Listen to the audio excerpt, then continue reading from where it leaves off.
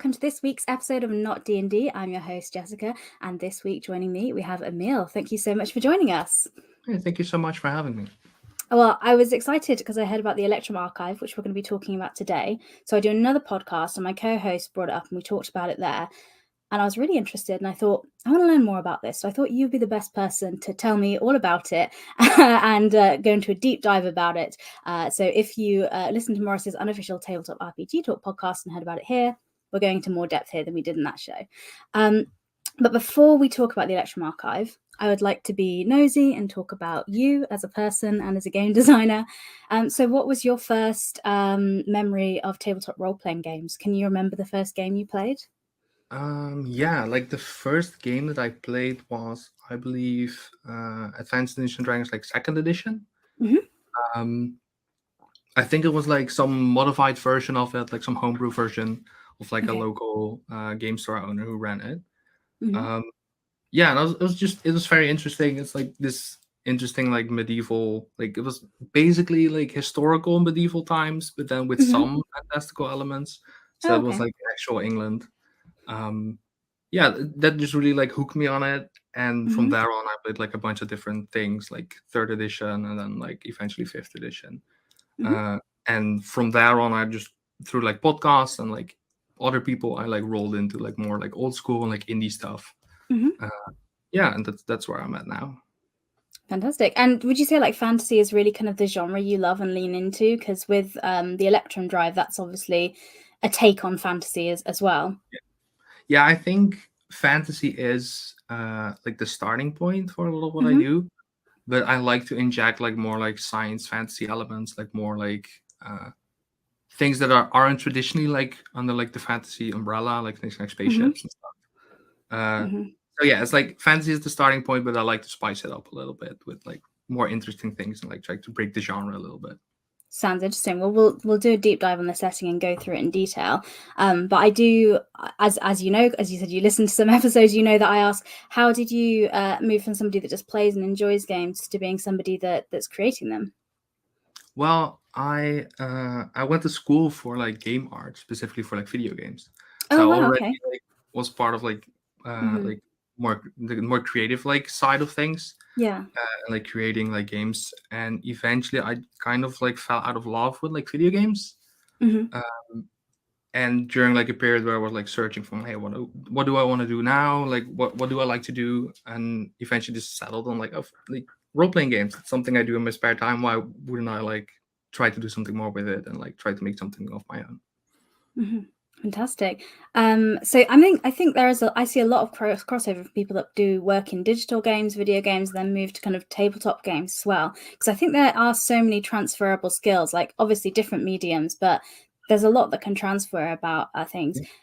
With the Electrum Archive, just leaning into that, with the visual design of that and the art of it, could you talk us through your idea and process for it? If people are watching the live stream, they can see the images on the screen. And if you're listening to the podcast, I'll put a link to the website so you can take a look.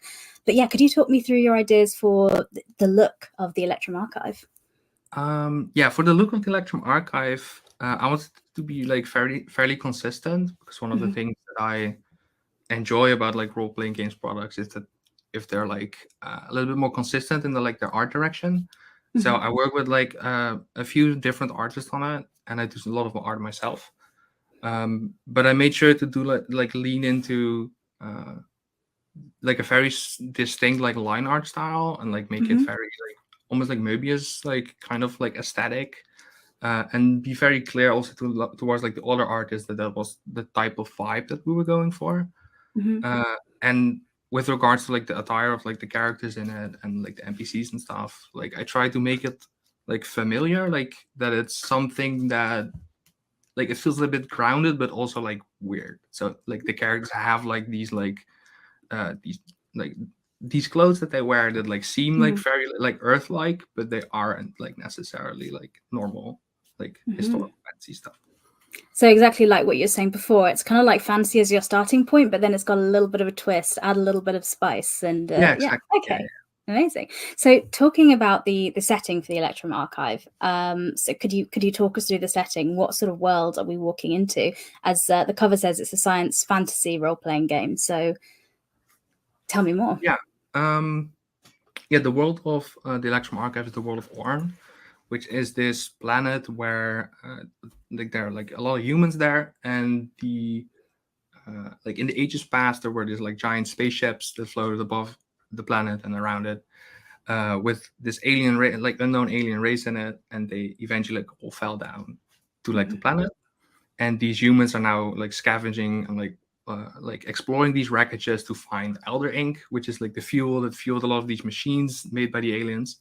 And that is now like the main currency of like the world of Orn, but it's also used as a fuel for spellcasting, so it's like both money and power. Like, interesting. That's an interesting take on it, because usually when we look at classic fantasy, you're going on like a dungeon crawl to collect treasure from an older relic type thing, but then it's like kind of almost the opposite, like in the sense that it's this alien fantasy thing that's the relic that they're going to explore and things like that. Yeah, no, exactly. Like, it's very much like a fantasy setting, but then the more alien stuff is more like advanced scientific, like science fantasy. Yeah. And the Electrum Archive comes out in like a zine format, and the first one was out and has sold through all the physical copies, so congratulations. And I believe the second one is on its way soon. What made you decide to do it in a kind of a zine format instead of bringing it out all as kind of one book? Well, because like it's partly a project that's very much just me making something that I enjoy. So putting it into the zine format allowed me to like push it out into the world like earlier and like get people's feedback on it, and just like slowly grow it instead of like just like sending out like a big like 300-page book eventually and then have people enjoy it, and that's that. I just want it to be like a longer process for me, also just so you can see a little bit of like growth, and it's like the evolution of the project itself. Fantastic. So what are the rules? So we've talked a lot about kind of the setting, and but how do we play the game? Well, it uses pretty simple like rule set. It basically all builds around like a D10. It's a roll under system. So instead of like rolling your die and adding your bonus to it, you have to just roll under your attribute, and then you succeed at the action you're taking. So it's very rules light. It only has like, I think it's like 5 attributes, and most of the things are built on top of that. So you have no actual skills. You just have like talents that are just give you advantage on things related to like checks related to it. And then there's like a simple combat system. It's all very bare bones and like more focused on like the role playing and the world, and giving some procedures for exploration and travel. But besides that, it's like it tries to stay out of the way. Sounds good. I mean, that's how I like my games, so I'd like to hear that. Yes. So what are the travel and exploration kind of rules or guidance that we'd get in the zines? Well, I'm very much like an enjoyer of like these like older type, like old school like Dungeons and Dragons type games, which use like random encounters, like rely heavily on that. So the procedures you find in the Electrum Archive are like a cleaner version of that, I believe, which is just you roll like a die every time you travel for a day or a week, and then you see if there's a random encounter or if there's other complications, such as running out of rations, for example. And like the story kind of like builds on top of that. So there isn't like a predefined story, but there are a lot of these like sparks that are generated through these procedures that can like become like part of a larger campaign. Okay, so would it be fair to say it's a little bit of a sandbox in terms of you have this world that you're going out to explore, opposed to like a linear story? Yeah, exactly. It's I'm trying very much to create this world that people can just like run around in and have a lot of these like seeds for adventure, and not necessarily one like grand like campaign that they're running. Sounds fun. And so you talked a little bit about combat there, that there's some additional rules for that. Could we talk a little bit more about combat and how that works? Well, one of the interesting things that I wanted to try with combat is that in Dungeons & Dragons like 2nd edition, there were these like optional rules for weapon speeds that I feel like the general consensus is that was like kind of a bad idea and made the game like a lot slower, because like initiative. But I really like the idea of it, and I really wanted to make it work. So that's like one of the main things that I try to do with combat, is make like the type of weapon you're using and like how fast it is, like an actual choice, like a tactical choice, like the gear you decide to take with you into these like alien spaceships. Okay. So yeah, it's like basically the whole initiative system is built around that. Like you roll at the start of like each round, you decide whether you use a weapon or not, and if you don't use a weapon, you just have to roll a 5 or below. And if you decide to use a weapon, your weapon has a specific speed modifier that you use to determine if you go before or after the enemies. Cool. So it sounds like equipment and things you find is actually quite important in the game then. Is that fair to say? Yeah. It's the system like also heavily relies on like this system of like encumbrance with these item slots. Okay. So instead of just like hand waving equipment, it's actually important to keep track of like items that you carry with you, because I think that's an important part of like dungeon exploration is deciding what do you take with you and what do you take out. Like you can't like carry all the dragons like gold with you, and in this case you can't like carry all these like canisters of ink with you, and you have to decide like which items you drop to like carry the stuff that you want to carry. Okay. And in the party of people that are exploring these, I wouldn't say it's a dungeon. What would you say? Like it's not a dungeon crawl because it's more. Yeah, like it is. Do you have a It's phrase for like it? a dungeon in the broadest sense, I guess. But yeah, it's like it's an elder ship. It's like a spaceship. Basically, it's generally the place. Okay, great. I just wanted to get the terminology right. So we're exploring the elder ship. What are the characters that we're going to be playing? Because I noticed like if people are seeing the live stream, it says the warlock on there. So are there some like kind of classes and roles that we're going to be familiar with if we've played D&D? Yeah, definitely. There are like 3 archetypes, which are generally just like very broad, and like maps to like the classic D&D things of like a thief, a wizard, and a fighter. You have the warlock, which is the pay to win class basically, because you inhale like your currency and like use it to cast spells. And then you have the vagabond, which is your fighter type, which can collect trophies of the monsters they kill to get like a benefit when they like find those monsters later. And then there's the fixer, which is a more like broad jack of all trades type, which has like it's basically like build your own character with like all these like feats and stuff that you can use. So some of these characters do cast spells and others, not so much. Are there specific rules for spell casting and how that works?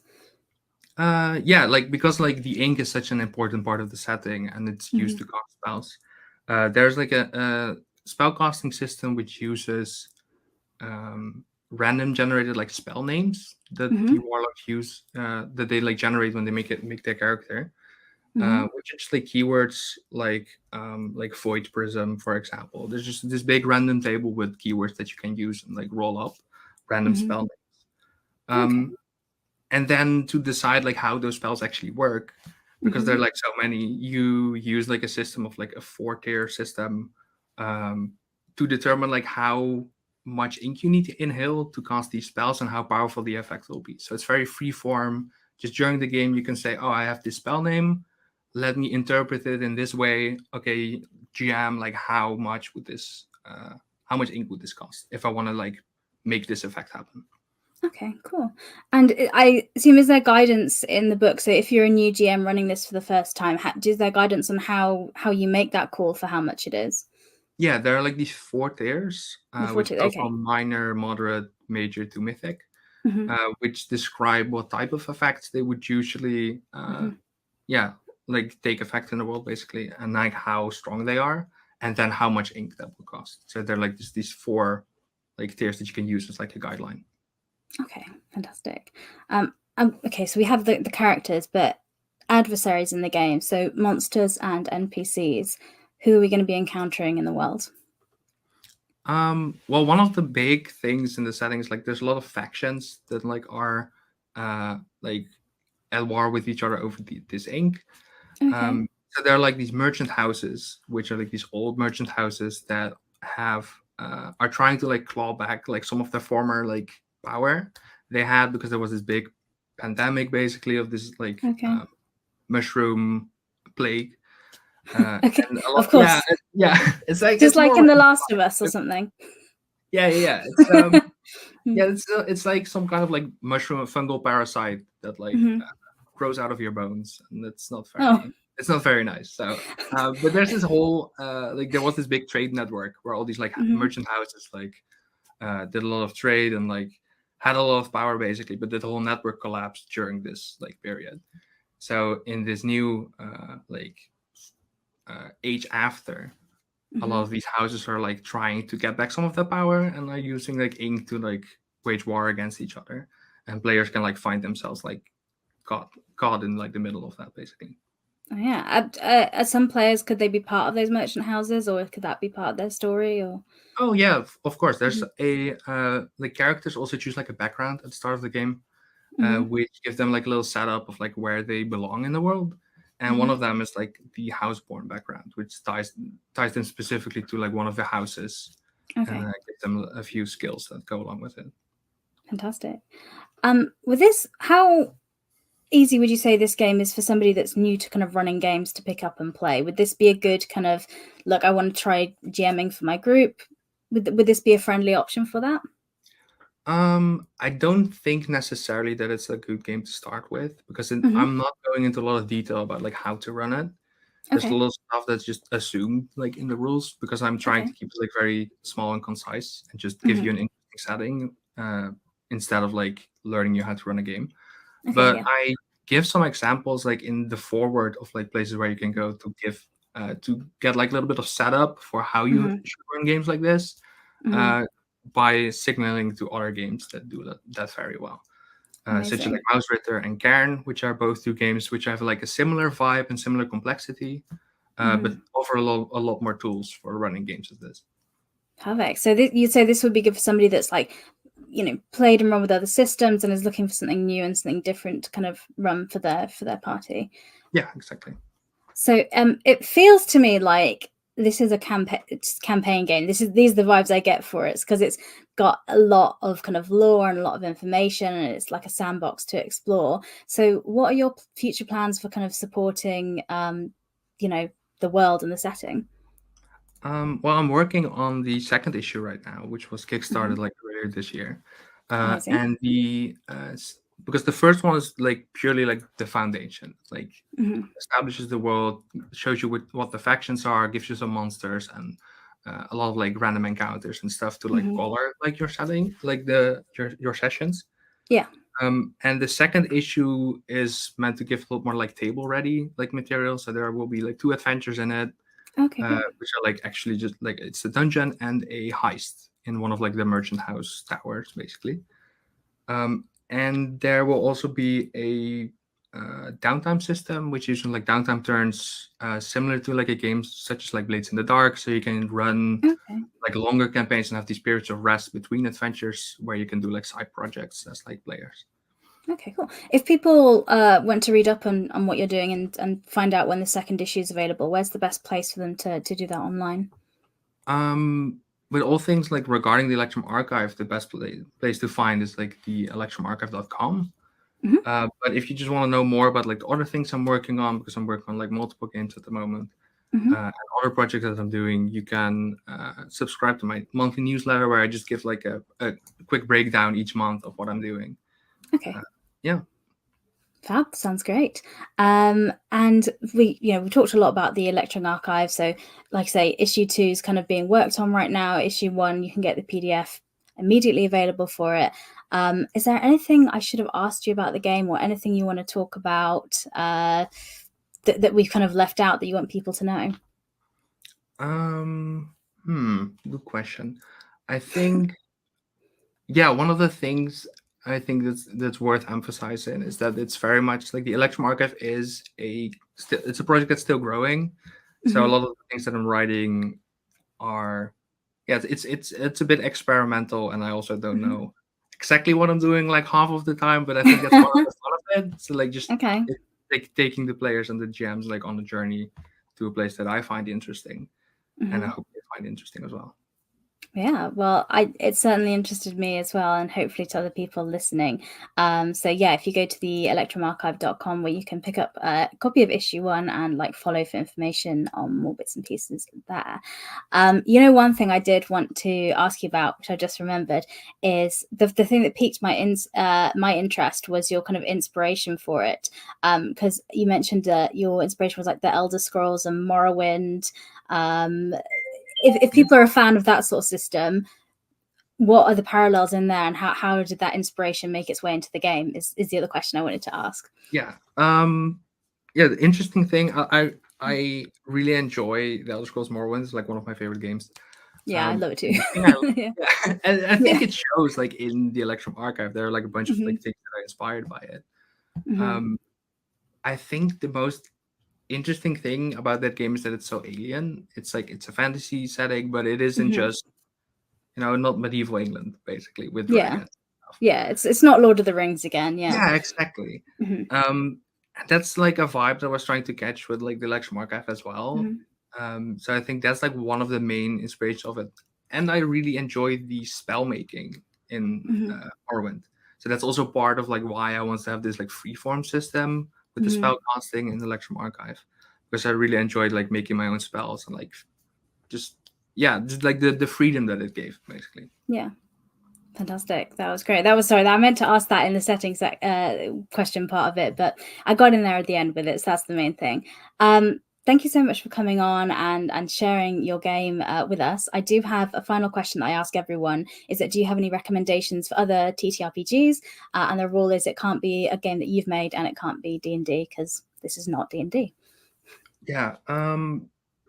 There are like 2 games that I would like to like highlight, which is one of them is by my good friend Eva Islam, who is also working on the 2nd issue of the Electrum Archive now.